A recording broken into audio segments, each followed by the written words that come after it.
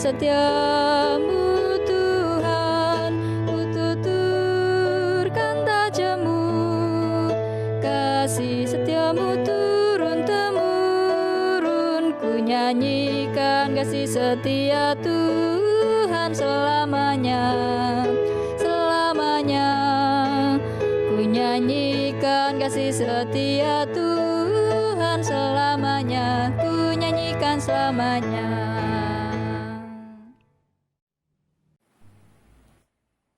Selamat malam rekan-rekan pemuda. Pada saat ini kita akan belajar firman Tuhan dalam persekutuan Kompare pada malam hari ini.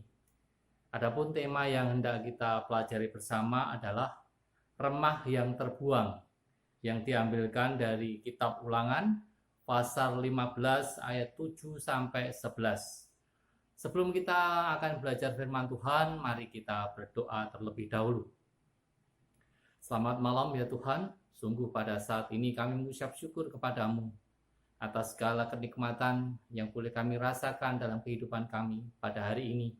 Pada saat ini kami akan belajar firman Tuhan.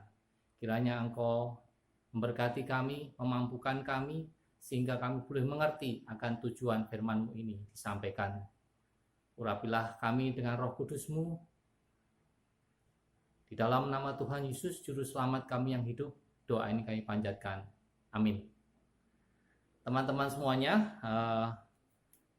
persekutuan pemuda atau persekutuan Kompare pada malam hari ini diambilkan dari kitab Ulangan pasal 15 ayat 7 sampai 11. Silahkan nanti teman-teman membaca di rumah masing-masing. Adapun untuk judulnya adalah, judul perikop ini adalah Tahun Penghapusan Hutang. Tema kita pada saat ini bercerita atau berkisah tentang kemiskinan.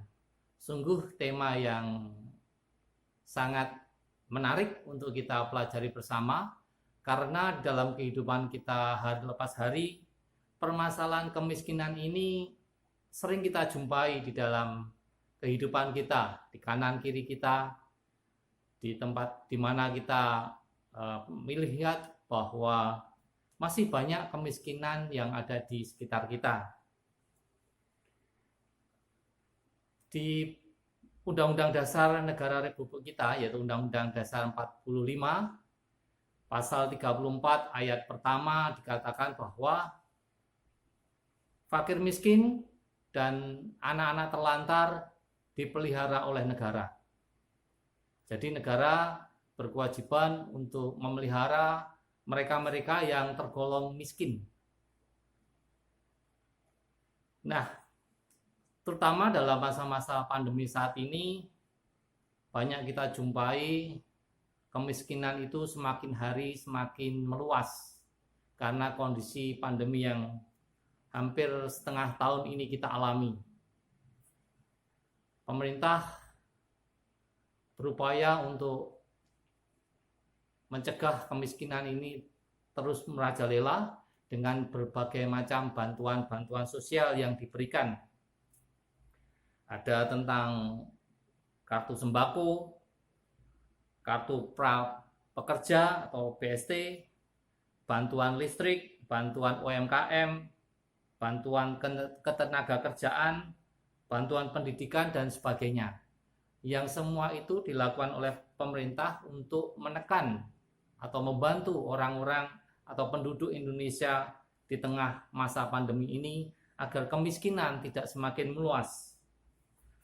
Menurut data untuk tahun 2020 ini, tepatnya di bulan Maret 2020, tingkat kemiskinan di Indonesia menurut Badan Pusat Statistik adalah 9,78% dari jumlah penduduk Indonesia berjumlah 268 juta. Jadi penduduk miskin di Indonesia pada saat ini, bulan Maret ini 26,42 juta orang. Sungguh angka yang cukup besar.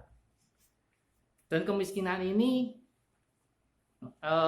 sangat mengganggu bagi kehidupan kita bersama-sama. Tujuan negara untuk menciptakan kesejahteraan bagi warganya, bagi penduduknya sampai saat ini belum bisa terjamin, belum bisa tercapai dengan baik. Biarpun usaha-usaha yang dilakukan untuk mencoba mengentaskan kemiskinan itu telah dilakukan oleh pemerintah. Nah, teman-teman semuanya, apakah tugas dari untuk mengentaskan kemiskinan ini hanya dipikul oleh pemerintah saja? Kalau seperti itu tentunya cukup besar dana yang harus dikeluarkan oleh pemerintah di dalam menanggulangi itu. Rakyat atau warga juga dihimbau untuk bisa membantu kesulitan-kesulitan yang dialami oleh pemerintah di dalam mencoba untuk mengentaskan kemiskinan.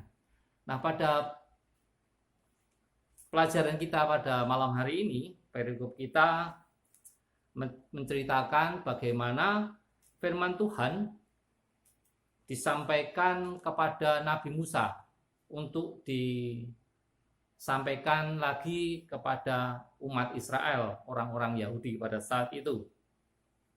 Kitab Ulangan ini sebagai penjabaran dari hukum-hukum Allah yang harus diterapkan dan dilaksanakan oleh orang-orang Israel pada saat itu. Nah, pada saat ini, dalam konteks ini, orang Israel dihimbau atau diwajibkan untuk saling membantu ketika ada saudaranya yang membutuhkan pertolongan.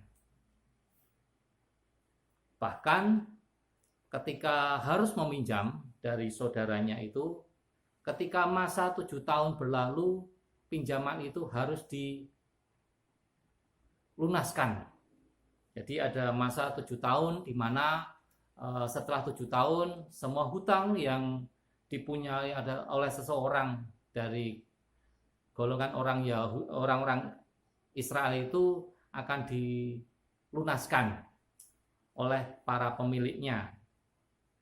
Nah, konteks kita kali ini menceritakan bahwa Allah juga mengharuskan setiap orang atau orang Israel pada saat itu dalam konteks ini untuk saling menolong, saling membantu, mengatasi kemiskinan yang pada saat itu terjadi. Pada saat ini, kitab Ulangan ini ditulis, bangsa Israel sudah menetap di tanah Kanaan.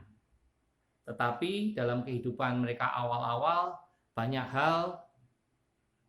orang-orang yang miskin juga, makanya orang-orang Israel yang lainnya yang merasa mampu harus dan diwajibkan untuk membantu saudara-saudaranya. Ini berlaku bagi sesama orang Israel pada saat itu. Nah, rekan-rekan semuanya, kenapa hal ini harus diterapkan oleh Tuhan kepada umat Israel? Sebagaimana kita ketahui bahwa ketika bangsa Israel mendiami tanah Kanaan sebagai pemilik yang baru, mereka harus mempunyai aturan-aturan, ketentuan-ketentuan, hukum-hukum atau norma-norma yang harus dilaksanakan. Melalui kitab Ulangan ini semuanya diterapkan, diberikan dan diterapkan kepada bangsa Israel. Salah satunya tentang penghapusan hutang ini dan membantu saudara-saudaranya yang sedang ditimpa kemalangan atau kemiskinan. Lantas apa yang bisa kita lakukan bersama sebagai orang Kristen, sebagai orang-orang muda, sebagai anggota Kompare pada khususnya? Apa yang bisa kita lakukan untuk membantu negara ini mengatasi kemiskinan yang saat ini seolah-olah tidak mereda, bahkan semakin hari semakin meluas? Banyak hal yang bisa kita lakukan sebenarnya di dalam kita mencoba untuk mengatasi hal itu. Tidak harus kita mengeluarkan dana atau uang untuk membantu orang-orang miskin, mengumpulkan orang-orang miskin, lantas memberikan bantuan sembako atau bantuan berwujud uang atau apapun kepada mereka. Mungkin kita tidak akan sanggup melakukan seperti itu. Lalu apa yang bisa kita lakukan secara sederhana yang kita bisa mampu untuk lakukan untuk mengatasi hal seperti ini? Ada salah satu cara yang bisa dengan mudah kita lakukan sebagai seorang pemuda Kompare ini, khususnya untuk mengatasi hal tersebut.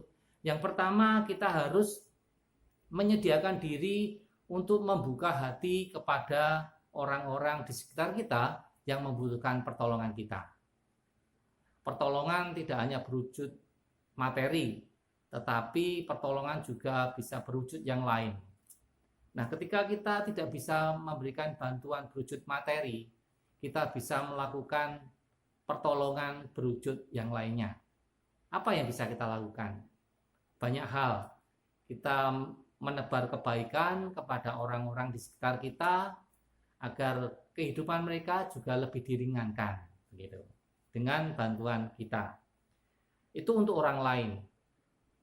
Untuk diri kita sendiri, sebenarnya kita juga bisa melakukan hal-hal yang nanti bisa membantu kondisi secara keseluruhan.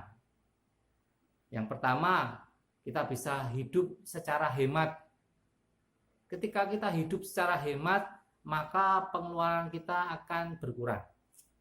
Dan ketika pengeluaran kita berkurang, secara tidak langsung kita juga membantu diri kita sendiri untuk bisa lebih bertahan hidup di dalam kondisi yang seperti ini.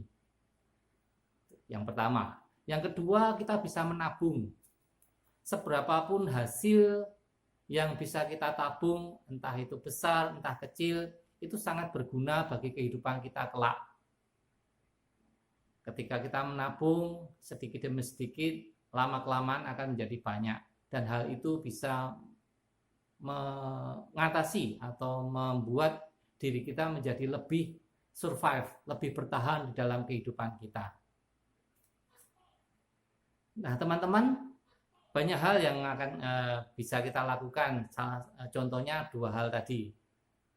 Kita bisa memberikan kepada orang lain, kita juga bisa membuat diri kita agar kita tidak menyusahkan orang lain di dalam hal kemiskinan ini. Mungkin teman-teman bisa memberikan lebih detail lagi kira-kira apa yang bisa dilakukan teman-teman di dalam membantu orang-orang di sekitar kita yang membutuhkan pertolongan. Sebagai anak-anak muda, tentunya pemikiran maupun gagasan semakin lebih kreatif di dalam membantu hal-hal yang meringankan kesusahan orang lain. Secara fisik, energi juga para pemuda tentunya lebih siap di dalam melakukan hal itu. Nah, teman-teman, itu yang bisa saya sampaikan terhadap kita semuanya. Dan satu hal, banyak ayat-ayat di dalam firman Tuhan, khususnya ketika Tuhan Yesus memberikan nasihat-nasihat atau pelajaran-pelajaran kepada para muridnya, kepada orang-orang Israel, tentang bagaimana kita harus saling menolong, kita harus saling bantu-membantu sesama kita. Dan sebagai orang yang percaya kepada Tuhan, itu adalah semacam hukum bagi kita dan wajib kita laksanakan. Sudahkah kita hidup di dalam tengah-tengah masyarakat ini untuk saling menolong dan membantu? Amin. Mari kita berdoa. Terima kasih ya Tuhan, pada saat ini kami sudah belajar firman-Mu. Mampukan kami agar kami boleh menghayati dan mengerti akan firman-Mu untuk kami lakukan dalam kehidupan kami hari lepas hari. Terima kasih ya Tuhan, kuatkan kami dan mampukan kami untuk melakukan itu. Terima kasih Tuhan, di dalam nama Tuhan Yesus Juru Selamat kami yang hidup, doain kami panjatkan. Amin.